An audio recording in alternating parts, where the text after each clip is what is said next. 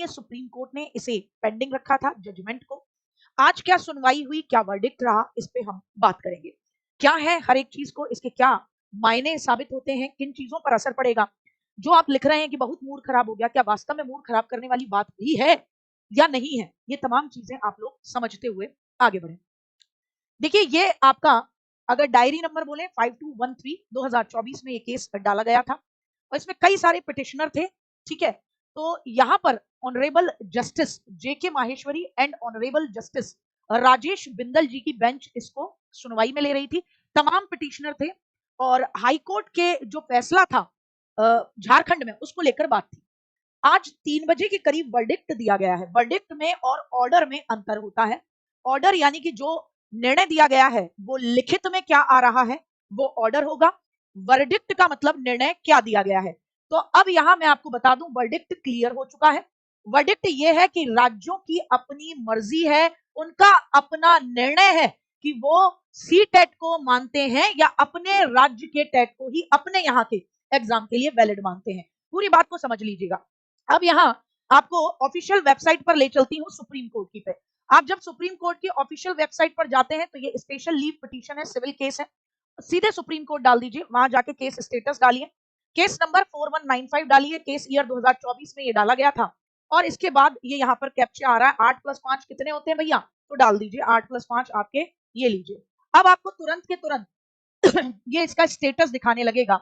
Status में यहाँ pending show हो रहा है, जस्ट अभी लेटेस्ट बता रही हूँ क्योंकि वर्डिक्ट आ चुका है लेकिन ऑर्डर नहीं आया। यहाँ व्यू करिए, आराम से पहुंचिए और आपको तमाम चीजें देखते हुए जो मैंने आपको अभी दिखाई वो सारी चीजें यहाँ पर भी शो होती हैं। और कल आपको यहाँ पर जजमेंट ऑर्डर दिख जाएगा, कल यहाँ पर दिख जाएगा, जो कि अभी नहीं दिख रहा है क्योंकि फाइनल जजमेंट का ऑर्डर, रिटन ऑर्डर आपको मिल जाएगा। अब देखो परेशान होने की बात है या नहीं है, इस बात को, मेरी बात को बहुत वैलिड तरीके से समझना, क्योंकि आप लोग क्या करते हो बहुत जल्दी अपने आप को बहुत ज्यादा डिमोटिवेट कर लेते हो। पैसा बर्बाद हो गया, जीवन बर्बाद हो गया, ये हो गया, फलाना हो गया। इन सब से थोड़ा सा ऊपर, थोड़ा सा हल्का सा समझना चीज को कि कितने राजस्थान है अपना रीट कराता है लंबे समय से, मध्य प्रदेश है अपना एमपी टेट कराता है लंबे समय से, हरियाणा है अपना हरियाणा टेट कराता है लंबे समय से, ठीक सब।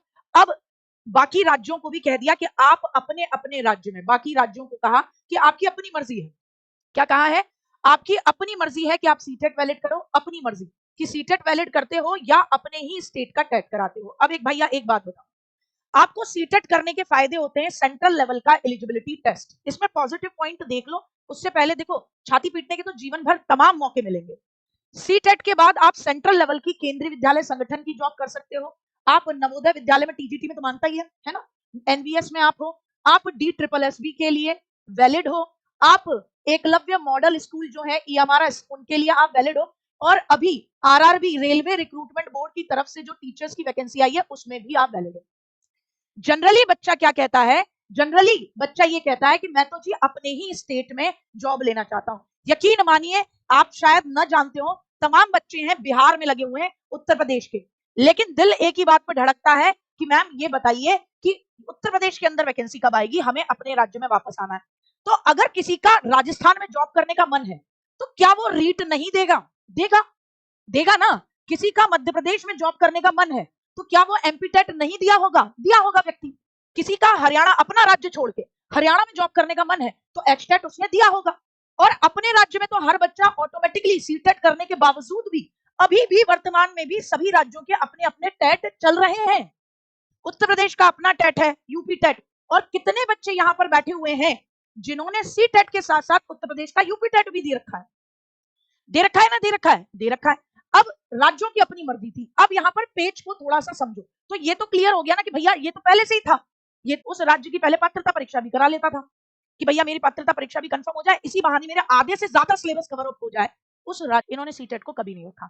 हो सकता है बिहार शायद ये भी रखे कि बीटेट नहीं है तो कोई बात नहीं, सीटेट वालों को भी हम वैलिड रखते हैं, यह बिहार के ऊपर होगा, ठीक है ना, ये बिहार के ऊपर होगा। वही वाली बात आ गई, आप अभी भी बात को नहीं समझ पाए। असलम जी अपने आप वर्डिक्ट लिख दे रहे हैं कि अब यूपी और बिहार में भी सीटेट अवैध होगा। ऐसा नहीं है, जब तक इन राज्यों की सरकारों के माध्यम से, इन राज्यों की तरफ से जॉब की वैकेंसी में आने वाले नोटिफिकेशन में ऐसी बात नहीं लिखी जाती तब तक आप नहीं कह सकते, अवैध नहीं कहा जाता। इसे सिंपल बात है, राज्यों को कह दिया आपकी मर्जी, आप सीटेट रखवाना चाहते हो या अपना राज्य का ही करवाना चाहते हो। तो अगर ये बाकी राज्यों की देखा-देखी अपने ही राज्य को लेके चलना चाहते हैं तो कोई दिक्कत नहीं, कर सकते हैं।